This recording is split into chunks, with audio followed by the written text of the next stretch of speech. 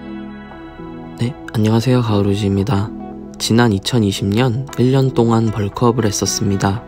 중간에 여름 다이어트 기간을 2달 제외하고는 거의 10개월간 벌크업을 했었는데요.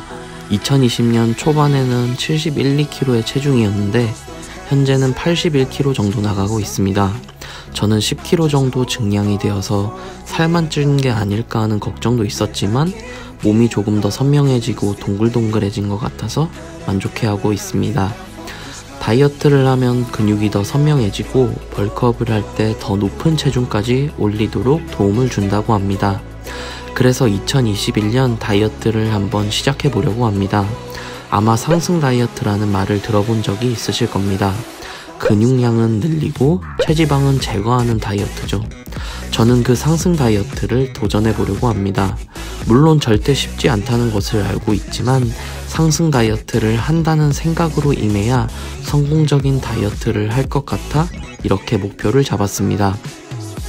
성공적인 상승 다이어트를 위해서는 3가지를 준비해야 한다고 배웠는데요.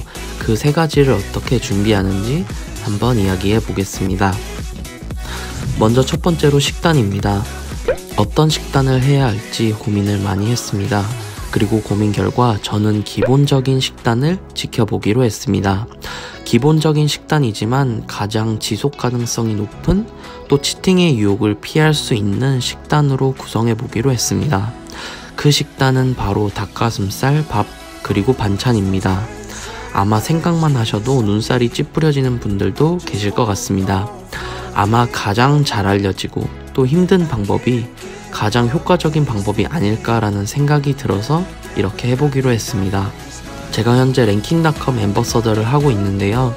원래 여기서 파는 생닭을 사려고 했으나 스팀 닭가슴살들도 칼로리가 낮고 또 깔끔하게 포장되어 있어서 이것들을 먹어보기로 했습니다.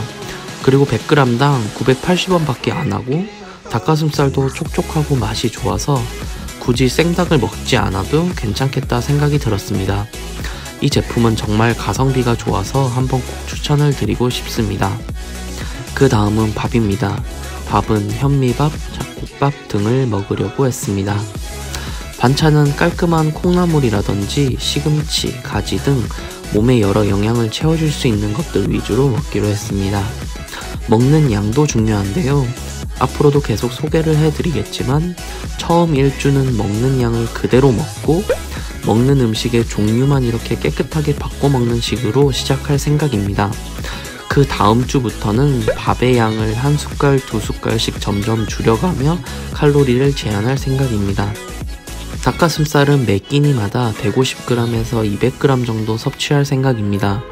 보통 단백질량은 체중의 2.5배 정도 먹으려고 생각하고 있습니다. 이것을 4끼나 5끼로 나눠서 식사를 할 생각입니다.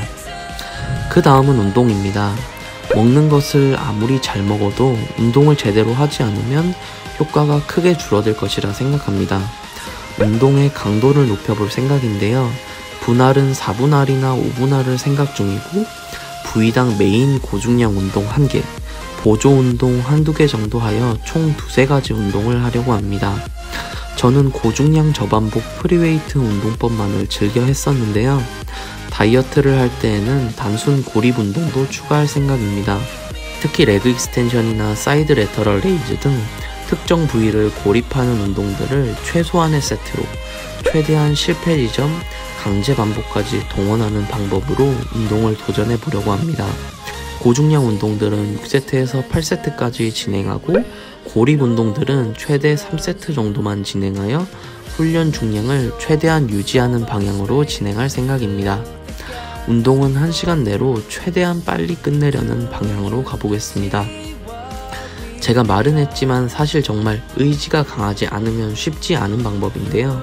앞으로 운동 파트너를 구하는 방법을 동원하여 운동 강도를 높여보려고 계획 중에 있습니다. 마지막은 휴식입니다. 다이어트를 하는 기간 동안은 최대한 외출은 자제하고 집에서만 머무를 생각입니다.